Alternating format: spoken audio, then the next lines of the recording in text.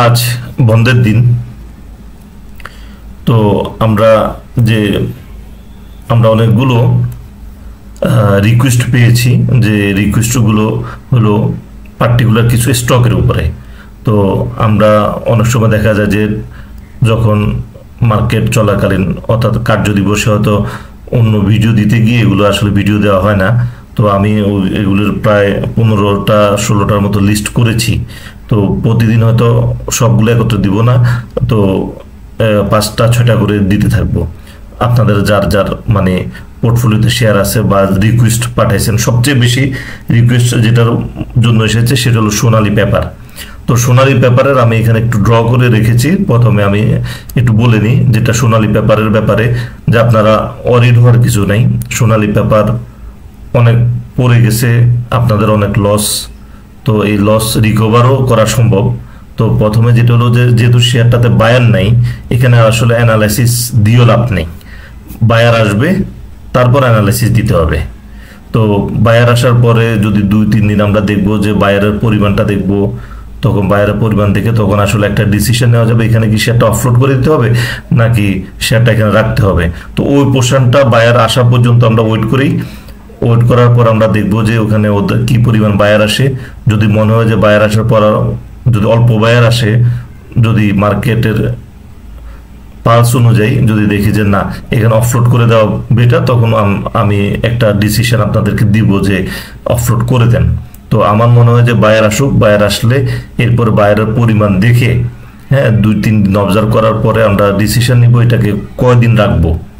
তো এরপরে যদিও এই শেয়ারটা লসেস যদি সেল করতেই হয়, তো সেক্ষেত্রে আমরা লসে সেল করলেও সমস্যা নেই। তো অন্য কোনো শেয়ারে কনভার্ট করে দিয়ে এই লসটা রিকভার করে নিব। তো আমি আশা করব যে আপনারা বিচলিত হওয়ার কিছু নেই, মার্কেটে বিচলিত হওয়ার কিছু নেই। মার্কেটে যত বেশি ভয় পাবেন, ওই ভয়টাকে কাজে লাগায় ওরা আর্ন করবে আপনাদের থেকে। তো এখন যেহেতু বায়ার নেই, 3% যে সার্কিট আছে এই সার্কিটে সে পড়তে থাকুক। তো পড়ার পর একটা সময় সে বায়ার আসবে, বায়ার আসলে আমরা এখান থেকে আমরা ডিসিশনে পৌঁছাবো যে আমরা এটা রাখবো কি রাখবো না। তো ওই সময় যখন এটার বায়ার আসবে, তখন আমি আপনাকে টাইম টু টাইম আপনাদেরকে জানাই দিব যে আসলে এখানে কি করা উচিত এখন। তো এখন আমরা তারপরে একটু অ্যানালাইসিসে আসি এই সোনালী পেপারের। এখানে আমি 2টা ড্র করে রেখেছি আর এখানে একটা ড্র করে রেখেছি। তো এখানে ড্রটা যেটা করেছি সেটা হলো, এটা হলো রেসিস্ট্যান্স উপরেরটা, এটা আমরা একটু রেড কালার করে দিলাম। আর এটা হলো সাপোর্ট গ্রিন কালারটা। তো এখানে যদি 257 লেভেলের একটা সাপোর্ট আমরা দেখতে পাচ্ছি। তো আমরা এখানে যদিও প্রাইসটা এখন চলে এসেছে 200 টাকায়, তো 256 লেভেল যেহেতু ভেঙে গেছে, নিচের দিকে চলে এসছে, তো আমাদের ওয়েট করতে হবে 256 পর্যন্ত এটাকে ভলিউম দিয়ে সেটা এই পোর্শনটা ক্রস করে কিনা। যদি এই পোর্শনটা ক্রস করে তখন আমরা এখানের জন্য আমরা ওয়েট করবো 342 টাকা সে ক্রস করে কিনা। তো যেহেতু আর্টিফিশিয়াল ফল, কোনো একটা হয়তো গ্রুপ মেরে দিচ্ছে কিংবা আওয়ামী লীগ বিএনপি শেয়ার বলে মেরে দিচ্ছে, যে শেয়ারটার আর্টিফিশিয়াল ফল হয় সেটা আবার কিন্তু খুব দ্রুতই উঠে যায়। তো আপনারা আমি বলবো যে এখানে ওরিড হওয়ার কিছু নেই। তো এখানে যে আমরা সাপোর্ট যে জোনটা, এটা এখানে 246 টাকা। তো আমরা এখন ওয়েট করব যে 246 লেভেলটা সে ভলিউম দিয়ে ক্রস করায় কিনা। যদি ভলিউম দিয়ে ক্রস করে তখন আমরা এই পোর্শনে এসে, এই পোর্শনটাতে হয়তো আমরা এখানে এসে আমরা এখানে ডিসিশন নিব 300 টাকার লেভেলে আমরা ডিসিশন নিব শেয়ারটাকে আমরা রাখবো না ছেড়ে দিব। তো আমার মনে হয় অতদিন পর্যন্ত প্রথমে আমরা 246 পর্যন্ত ওয়েট করি। আর এরপরে এখন আপনাদের কোশ্চেন আসতে পারে শেয়ার তো থামতেছে না, তাহলে 246 আসবে কোথা থেকে। তো এটা একটা পর্যায়ে গিয়ে হইতে পারে, যেহেতু 3% করে পড়তেছে। আমি এখানে একটু দেখে নিই, এখানে ছিল 60 টাকা, এখানে 200 টাকা, মানে 60 টাকা করে পড়তেছে শেয়ারটা। তো ধরেন আর আমি যদি চিন্তা করি 7 তো 5-6 কার্য দিবস, আরো 30-35 টাকা যদি ফল করে হয়তো এরপরে এটা থেমে যাবে ফল করা, অর্থাৎ হলো 160-65 কিংবা 70-এর দিকে সে থেমে যাবে, আর ফল করবে না। আর খুব বেশি যদি ফল করে হয়তো 150 পর্যন্ত আসতে পারে, তাও বিচলিত হওয়ার কিছু নেই। তবু বলছি বিচলিত হওয়ার কিছু না, এটা যখন আসবে তখন আমরা এখান থেকে রিকভার করে নিব এই শেয়ারটা অন্য শেয়ার দিয়ে, কিংবা ওখানে যখন যেটা দ্রুত ফল হয় আর্টিফিশিয়ালি সেটা আবার দ্রুত আপ হয়ে যায়। তো আশা করি আপনারা সোনালী আঁশের ব্যাপারে, সোনালী পেপারের ব্যাপারে একদম ক্লিয়ার পিকচার পেয়েছেন, যেটা হলো আমরা ভলিউম আসা পর্যন্ত ওয়েট করব। তো এরপরও যেটা হলো যেটার আমার কমিটমেন্ট যেটা, সেটা হলো যে আমি যখন দেখবো এটাকে অফলোড করার মতো হচ্ছে বলে দিব, অফলোড করে দেন। আর যদি অফলোড করার মতো না রাখবো, এরপরে যদি আমরা দেখি যে না এটাকে অফলোড করে দিতে হয়, সেক্ষেত্রে আপনাদের একটা অনেক বড় লস হইতে পারে, সেক্ষেত্রে আমরা অন্য শেয়ার দিয়ে কনভার্ট করে দিব।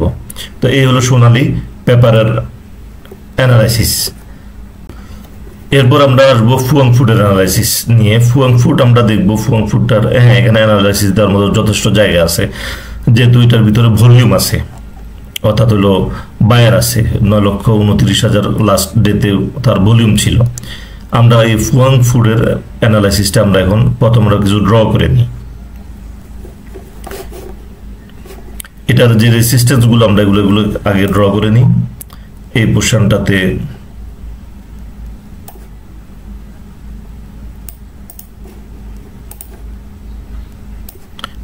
এই পোর্শন, এগুলো হলো রেসিস্টেন্স, এটা সে কভার করতে হবে যদি প্রাইসগুলো আপ হইতে হয়। এই এরপরে আমরা বলবো এগুলার সাপোর্ট জোনটা কোথায় কোথায় আছে, কোথায় সাপোর্ট জোন।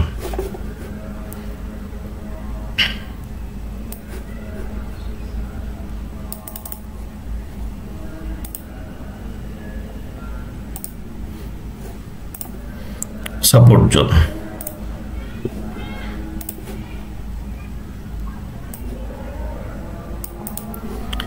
এই হলো ফুয়াং ফুডের টোটাল ড্র। এখন এখানে সবচেয়ে বাজে যেটার সিচুয়েশন ফুয়াং ফুডের, সেই পোর্শনটা ধরাই দিচ্ছি। এই সাপোর্ট অংশটুকু সে ভেঙে নিচে চলে এসছে, মানে এখান থেকে প্রাইস আর একটু ডাউন হবে, এটাই প্রবলেম। কারণ সে যখন এখান থেকে ডাউন হয়েছে সেখানে তার ভলিউমও ছিল। তো এখানেই প্রবলেম এই শেয়ারটার, যে এখান থেকে সে ডাউন হয়ে যেতে পারে আরো, কারণ এই তার সাপোর্ট যে পোর্শনটা, এই পোর্শনটাকে সে ভেঙে নিচে চলে এসছে। এই জন্য এটা এখান থেকে, এখানে লেভেল ছিল 20 টাকা, 20 টাকা 50 পয়সার যে লেভেল, এটা ভেঙে 1970 চলে এসছে। তো এই পোর্শনটা একটু বিপজ্জনক পোর্শন, যে এখান থেকে ফুয়াং ফুড আরো ফল করে যেতে পারে। তো আর যদি তখন আবার এগুলো আমাদের এই সাপোর্ট যেগুলো, এই সাপোর্টটা একটা সময় আবার রেসিস্টেন্স হয়ে যাবে।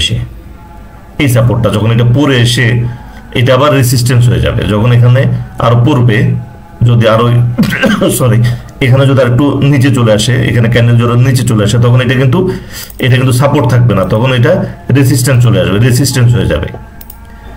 তখন আমরা হিসাব করবো যে 20 টাকা 50 পয়সাকে সে ক্রস করতে পারে কিনা। তো যেহেতু এটা এখন যেটা আমরা এটাকে যদি আমরা সাপোর্ট ধরে আসি, এই পোর্শনটাকে যেহেতু আমরা সাপোর্ট ধরে আসি, তো এটা আমরা এখন সাপোর্ট লেভেলই থাকবে।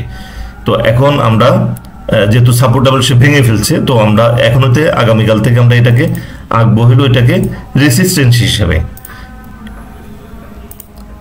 এই যে রেসিস্টেন্স, এখন আমরা এটাকে আঁকলাম অর্থাৎ আমরা এখন ওয়েট করবো কি, এই ক্যান্ডেল, সামনের ক্যান্ডেল যদি এটাকে সে যদি 20 টাকা 50 অতিক্রম করে, তখন আমরা এখানে ওয়েট করবো যে এখানে 24 টাকা পর্যন্ত ওয়েট করা যায় কিনা। আচ্ছা, এখানে আরো একটা ভালো একটা পয়েন্ট ধরাই দিই, যেহেতু মার্কেট আপ ট্রেন্ডে আছে, আর যেহেতু মার্কেট যেহেতু পজিটিভ, এখানে একটা ভালো জিনিস আপনারা লক্ষ্য করবেন, সেটা হলো এটাকে আপনারা সাইডওয়ে ট্রেডে ফালানো যায় কিনা।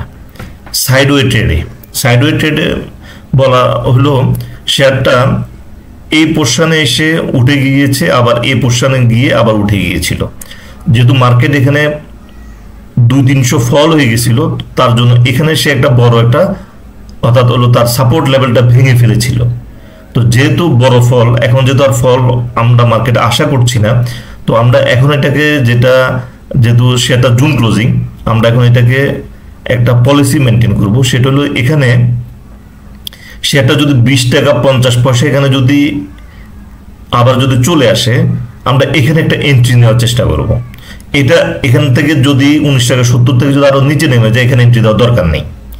যদি 20-50-এর দিকে যদি এখানে যদি ক্যান্ডেল ক্রিয়েট করে সে এখানে যদি, তাহলে 20-50-এর উপরে 21, 20-50 থেকে 21 লেভেলে আমরা এখানে এন্ট্রি দিব, এবং আমরা এখানে 24 পর্যন্ত যে তার প্রাইস রেঞ্জ, তার যে একটা সাইডওয়ের, এখান পর্যন্ত আমরা একটা গেম খেলবো এখান থেকে, অর্থাৎ 21 থেকে 24 পর্যন্ত বাই সেলের মধ্যে থাকবো। যদি এখানে যদি 1970 থেকে আরো নিচে নেমে যায় তাহলে এন্ট্রি দেওয়ার দরকার নেই, এবং 1970 থেকে যদি সে যদি 20-50 এবং 21 রেঞ্জে আসে, তো এখানে একটা এন্ট্রি দিবেন আপনারা যাদের কাছে শেয়ার আছে, এবং আপনারা ট্রাই করবেন এটা এখান থেকে বাই 23-24-এর মধ্যে এখানে সেল করবেন, আবার 20-50-21-এর মধ্যে আসলে বাই করবেন।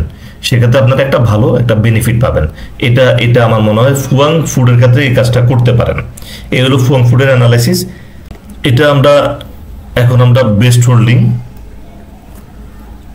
এই চার্টটাতে, এই চার্টটা আমরা এখন দেখাই দিব কিভাবে এখানে বেস্ট হোল্ডিং, হ্যাঁ ভলিউম আছে, বেস্ট হোল্ডিং এর লাস্ট ডেতে হলো 10,80,000 ভলিউম। এখন আমরা রেজিস্ট্যান্স এবং সাপোর্ট আমরা এঁকে নিই। তো প্রথমে আমরা তার রেজিস্ট্যান্স জোনটা আঁকি।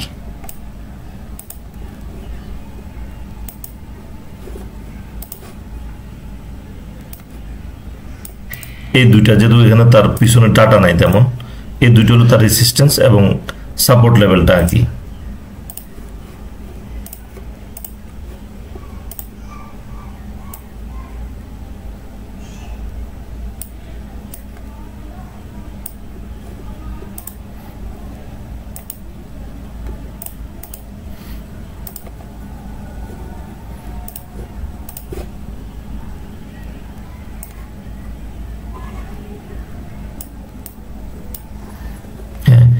বেস্ট হোল্ডিং একটা ভালো একটা পর্যায়ে আছে, বেস্ট হোল্ডিং এটা ভালো পর্যায়ে আছে। কি করে? তার রেজিস্ট্যান্স এখানে আমরা দেখতে পাচ্ছি এই লেভেলটাতে, এখানে তার প্রাইস ছিল 40 টাকা 50 পয়সা, এখানে তার প্রাইস ছিল 32 টাকা 60 পয়সা, আর এই পোর্শনটাতে সে 27 টাকা, এখন হলো 25 টাকা 50 পয়সা এই লেভেলে। এটার আমরা যে অ্যানালাইসিসটা করব সেটা হলো এখানে কিন্তু তার সাপোর্ট জোনে এই শেয়ারটা আছে। তো আমি ভুল যদি না করি, মার্কেটের সিচুয়েশন অনুযায়ী যদি ভুল না হয়, সেটা হলো যে এখান থেকে এটার একটা প্রাইস মুভমেন্ট আসার সম্ভাবনা আছে। কারণ হলো এখানে সে সাপোর্ট লেভেল, এখানে সে সাপোর্ট পাচ্ছে, এবং তার এখানে ভলিউম ভালো, কারণ এখানে এর আগের দিন ভলিউম ছিল 5,41,000, এখানে গত কার্য দিবসে ভলিউম ছিল 10,80,000, এখানে তার ভলিউম ভালো। তো এক্ষেত্রে আমরা খেয়াল করব যে সে যদি এই লেভেলটা অর্থাৎ 25 টাকা 90 পয়সা যদি সে ভেঙে নিচে চলে আসে, তাহলে আমরা এন্ট্রি দেওয়া থেকে বিরত থাকব। আর এখন কি শেয়ারে কি মানে এই পোর্শন থেকে শেয়ার কি আমরা সেল করে দিব কিনা? না, এই পোর্শন থেকে আমরা এখন সেল করব না।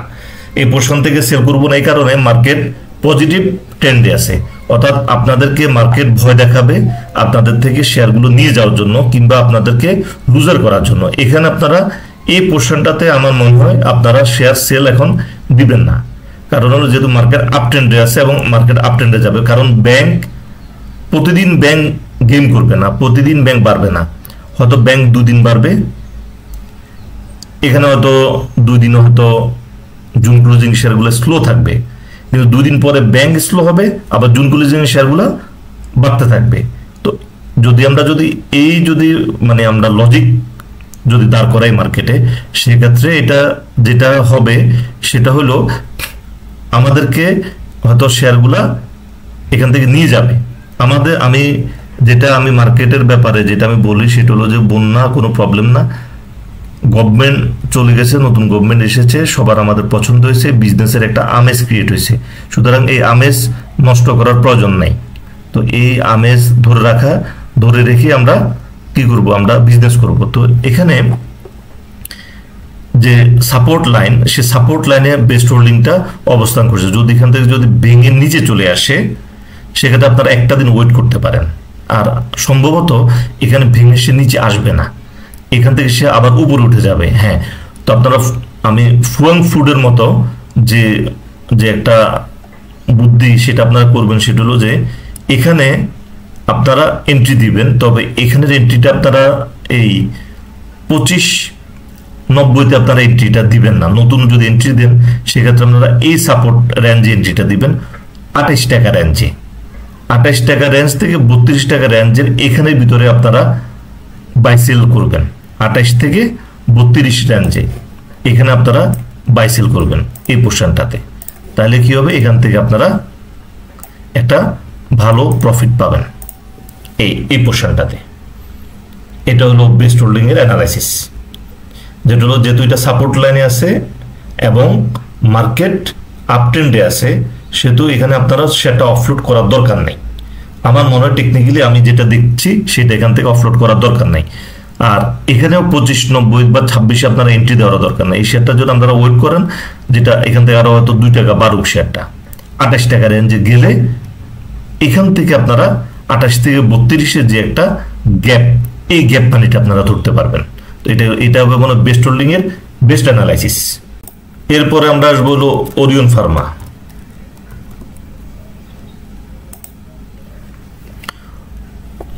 অনেকেই এই শেয়ারটা অ্যানালাইসিস চেয়েছেন।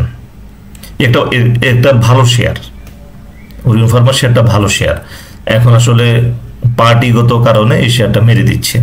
এই শেয়ারটা ভালো শেয়ার, এই শেয়ারটা আবার তার এই প্রাইস রেঞ্জে সে চলে আসবে, এটা আমার বিশ্বাস। কারণ এই শেয়ার তো আমার নিজের টাকায় কেনা, কোম্পানি জারি হোক, কোম্পানি ওরা কোনো না কোনো পার্টি করবেই, যারা কোম্পানির মালিক, হয়তো বিএনপি করবে, আওয়ামী লীগ করবে, কিংবা নতুন কোনো দল করবে,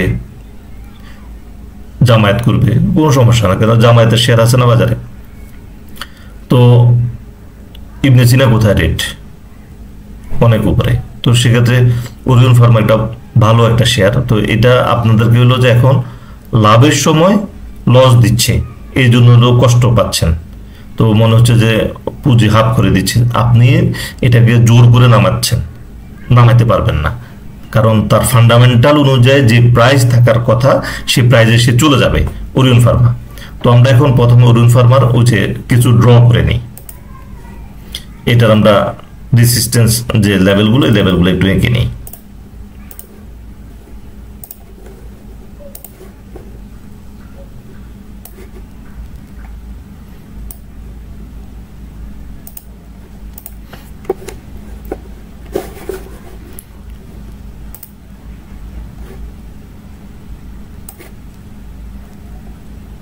এটা হলো সাপোর্ট লেভেল,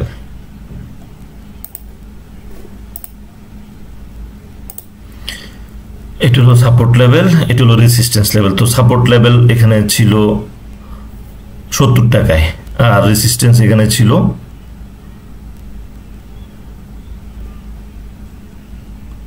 76 টাকায়, আর সাপোর্ট লেভেল ছিল 62 টাকায়, 62 টাকায় এবং 76 টাকা। তো 62 লেভেলটা সে ভেঙে নিচে চলে এসছে। এখন বর্তমান বাজারে এটার আছে রেট কত, 48 টাকা 80 পয়সা, মানে এই শেয়ারটাতে বায়ার নেই। তো এখানে আমি যেটা বলবো সেটা হলো যে ঘাবড়ানোর কিছু নেই, মার্কেটে হারাবে না, মার্কেটে কোনো কিছু, মার্কেটে হারানোর কোনো চিন্তা নাই। এখানে আমরা মার্কেটে বিজনেস করতে এসেছি, এখানে আমরা প্রফিট করতে এসেছি, আমরা লস দিতে আসিনি। তো এখানে হয়তো কোনো পার্টি শেয়ার মেরে দিচ্ছে, কিন্তু তার যে ফান্ডামেন্টাল অনুযায়ী এই শেয়ারটাকে আপনি এখানে আপনি মানে নিচে রাখতে পারবেন না। এটা তার আবার সে তার 3% করে ফেলেছেন, 10% করে উঠে যাবে। তো ভয়ের কিছু নাই এই শেয়ারটা নিয়ে। তো এখন যদিও এখন আপাতত যে লাভের সময়টা, যে এটা আপনাকে হয়তো এখানে ব্যাংকে যদি শেয়ার থাকতো তাহলে লাভ থাকতো বেশি, তো সেক্ষেত্রে আমি উল্টা আমার পোর্টফোলিও লস দেখাচ্ছে। ঠিক আছে, এটার বায়ার আসুক। এটা হলো যে সোনালী পেপারের মতো আমি একই কথা বলবো, যেটা হলো এটার বায়ার আসুক। বায়ার আসলে আমরা এটা দেখব যে এখান থেকে কি করা যায়। এখানে মানে আমরা এখানে কি রাখবো শেয়ার, নাকি এখানে আমরা অফলোড করে দিব শেয়ারটাকে। হ্যাঁ, তো এখানে আসলে আবার অন্যান্য মানে যারা ভালো ভালো অ্যানালাইসিস করে, তো তারা আবার এখানে চ্যানেল ড্র করতে পারবে। আমি এগুলো আসলে একটু আঁকাটা একটু কম বুঝি আসলে। এখন দেখলাম যে আসলে ডিমান্ড যেটা এখন না আঁকলেও হইতেছে না, যার কারণে একটু আঁকা যোগও শিখতেছি একটু একটু করে। যেমন একটু দেখি যে আঁকাটা কেমন হয়। এখানে হইলো এটাকে বলে চ্যানেল বলে, এটাকে এই চ্যানেল। হ্যাঁ, তো এটার ইয়েটা হলো যে এখান থেকে চ্যানেলের যে যে এটা যে নিচের দিকে এই চ্যানেলটা, এই প্রায় যখন এই পোর্শনটাকে ভেঙে ফেলবে, প্রায় অর্থাৎ এখান থেকে প্রায় যখন উঠে যখন এইখানে চলে আসবে, প্রাইস যখন এখানে ক্যান্ডেল চলে আসবে প্রাইস উঠে, তখন এখানে গিয়ে যে আবার নতুন একটা আপ ট্রেন্ড শুরু হবে এইভাবে। এটা হলো চ্যানেল, অর্থাৎ হলো এটা ওনারা যেটা বলছে সেটা আমি একটু দেখা যাচ্ছে মনে হয় ঠিকভাবে। এটা অর্থাৎ হলো সে এখান থেকে পরে আসতেছে, আসার পরে যদি এখানে সে প্রায় স্টেবল হয়, স্টেবল হলে আমাদের খেয়াল করতে হবে যে আপার চ্যানেলটা ভাঙতেছে কিনা। যদি আপার চ্যানেল ভাঙে তখন আমরা এখানে যে সাপোর্ট যে লাইনটা আমরা এখানে যে ড্র করেছিলাম, এটাকে আমরা তখন রেসিস্ট্যান্স হিসেবে আমরা শো করব। তো আমরা তখন দেখব যে এই লেভেলটা সে ভাঙতে পারে কিনা। তো সে যদি এই লেভেলটা ভাঙতে পারে তখন আমরা ওয়েট করবো, তখন এটাকে তখন আবার ধরবো কি, এটাকে আমরা আবার সাপোর্ট হিসেবে কাউন্ট করব। সাপোর্ট হিসেবে কাউন্ট করে আমরা এটাকে আমরা এবার রেসিস্ট্যান্স হিসেবে ধরবো। যদি এইটাকেও সে ভেঙে চলে যায়, তখন এটাকে আমরা আবার সাপোর্ট হিসেবে কাউন্ট করব। তো এটাও আস্তে আস্তে এটাও চলে আসবে। কথা হলো যে পাবলিক যে সেন্টিমেন্ট এটা একটু কমে আসুক, অর্থাৎ হলো বিগত 15 বছরের শাসন আমলটা মনে হয় আমাদেরকে খুব কষ্ট দিয়েছিল। এই কারণে মনে হয় যে মানুষের রাগ করে মানুষ শেয়ার মেরে দিচ্ছে। তো ভয়ের কিছু নাই, এটা লস হয়ে যায় সমস্যা নাই। এটা একটা পর্যায়ে সে প্রাইস স্টপ হবে, এখান থেকে ভলিউম ক্রিয়েট হবে, তখন আমরা এখানে চিন্তা করবো এখান থেকে কি করা যায়। তো এরপরে এটাকে অফলোড করতে হবে নাকি রাখতে হবে। যদি রাখার মতো হয় রেখে দিব, আর যদি অফলোড করার মতো হয় তো অফলোড করে অন্য একটা প্রফিটেবল একটা শেয়ারে কনভার্ট করে দিব। তো আপনারা একটু জাস্ট আমাকে মেসেজ দিয়ে রাখবেন। এখন আমরা অ্যানালাইসিস করব জিপিএইচ ইস্পাত। এটা রিকোয়েস্ট ছিল জিপিএইচ ইস্পাতের, এই অ্যানালাইসিসটা আমরা একটু দেখিনি। আসলে এটার ভলিউম 4,74,000, লো ভলিউমের শেয়ার। এই শেয়ারগুলোর একটা সুবিধা বলি, একটা অসুবিধা বলে দিই। এই শেয়ারগুলো একটা সুবিধা হলো এই শেয়ারগুলো একটা প্রাইস রেঞ্জের মধ্যে থাকে, যেহেতু ভলিউম কম, যেহেতু প্রফিট কম, লসও কম। আর অসুবিধা হলো যে কম প্রফিট পাওয়া যায়। তো আমাদের পোর্টফোলিও বাঁচায় আমরা ব্যবসা করব, আমাদের প্রফিট বেশি দরকার নেই। তো আমরা প্রথমে সাপোর্ট রেসিস্ট্যান্স এটা এঁকে নিই, তারপর আমরা এরপরে আমাদের এটা হলো রেসিস্ট্যান্স, এটা রেড করে দিই রেসিস্ট্যান্সটা, তারপর এটা এই দুইটা রেসিস্ট্যান্স, সাপোর্ট, এটা সাপোর্ট।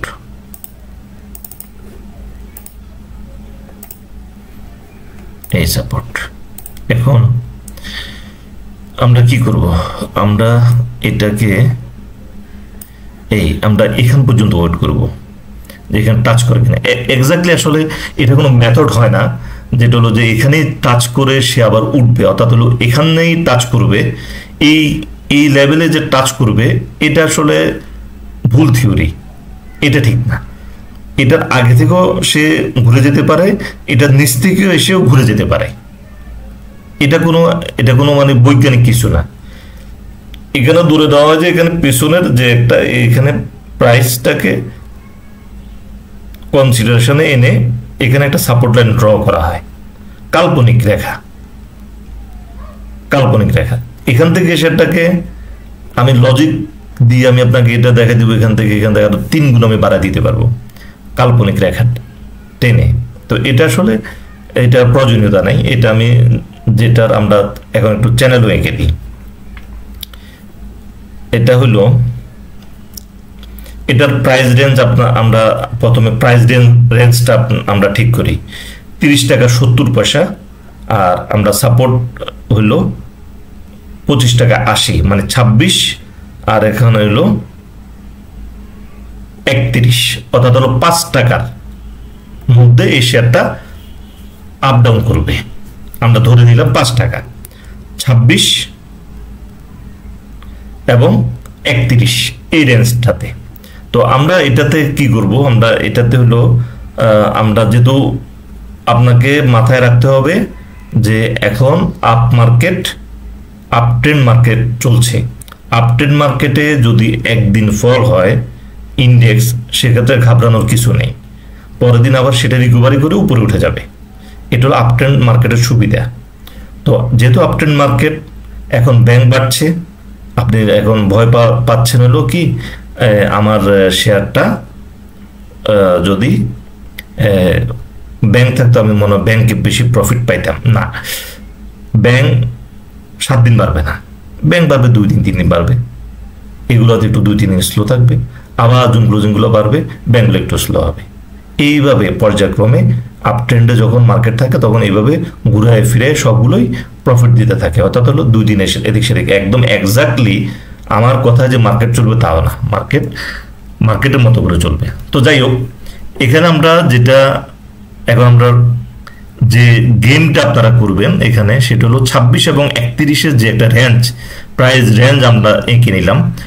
26 থেকে 31 যে প্রাইস রেঞ্জ আমরা একটা এঁকে নিলাম, এই প্রাইস রেঞ্জের মধ্যে আমরা কি করব, ট্রেড করব। এইখানের মধ্যে আমরা ট্রেড করব, এটাকে একটা সাইডওয়ে মার্কেটে ফেলে ট্রেড করব। যদি এটা 26 রেঞ্জ থেকে নিচে চলে আসে সেক্ষেত্রে এখানে আপনার বাই দেওয়ার দরকার নেই, কারণ এটা যদি প্রাইস তাহলে তার যে একটা রেঞ্জ ভেঙে নিচে চলে আসলো, তাহলে বুঝতে হবে যে সেটা আর একটু প্রাইস কমে যাবে। তো সেক্ষেত্রে আমরা 26-এর নিচে যদি চলে আসে সেটাতে আমরা এন্ট্রি দিব না। আর এক্স্যাক্টলি 26-এ টাচ করে শেয়ারটা বাড়বে সেটাও ভুল থিওরি।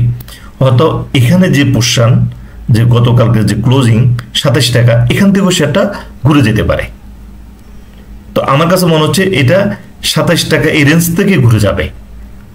তো আপনারা যেটা করবেন সেটা হলো যে এই রেঞ্জের ভিতরে থেকে 26 থেকে 31-এর মধ্যে আপনারা ঘোরাফেরা করে এটার ভিতর ট্রেড করে আপনাদের লস রিকভার করতে পারবেন।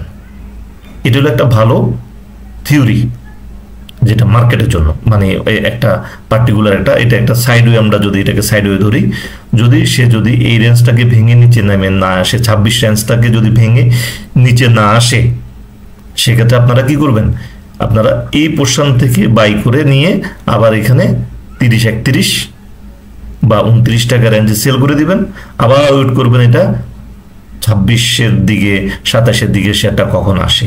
এইভাবে করে ট্রেড করলে আপনাদের লস রিকভারি হয়ে যাবে। এটা একটা বেস্ট ওয়ে। যেহেতু আপট্রেন্ড মার্কেট, শেয়ার কেনার আগে শুধু শেয়ারের দিকে নজর দিলে হবে না, ইন্ডেক্সের দিকে নজর দিতে হবে। ইন্ডেক্সের দিকে নজর দিলে হবে না, ইন্ডেক্সটা কোন ট্রেন্ডে আছে সেটার দিকে নজর দিতে হবে। ইন্ডেক্স আজকে পজিটিভ, তার মানে এটা কিন্তু আপট্রেন্ডের নেই। প্রথমে আপনাকে দেখতে হবে ইন্ডেক্স আপট্রেন্ড আছে কিনা। ইন্ডেক্স আপট্রেন্ড, ওকে, আমরা একটু ইন্ডেক্সে যাই, তাহলে এটাকে আরো সুন্দরভাবে বোঝা যাবে। এটা হলো ইন্ডেক্স, এটাকে আমরা একটু আঁকাজোকা করে দিই। সাপোর্ট যেটা আমি এঁকেছিলাম, সাপোর্ট সাপোর্ট, এটা হলো রেজিস্ট্যান্স। এই এখন আমরা এই সাপোর্ট লেভেল থেকে, যেহেতু এটাকে আপনি যদি চ্যানেল আঁকেন,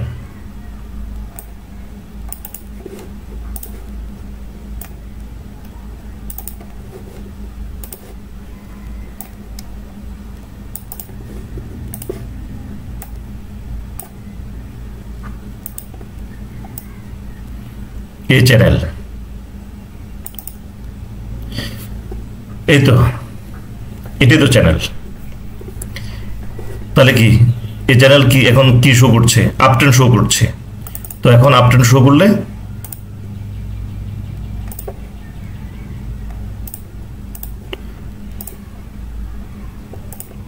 এই যে চ্যানেলগুলোকে আপট্রেন্ড শো করছে, দুইটা চ্যানেল আপট্রেন্ড।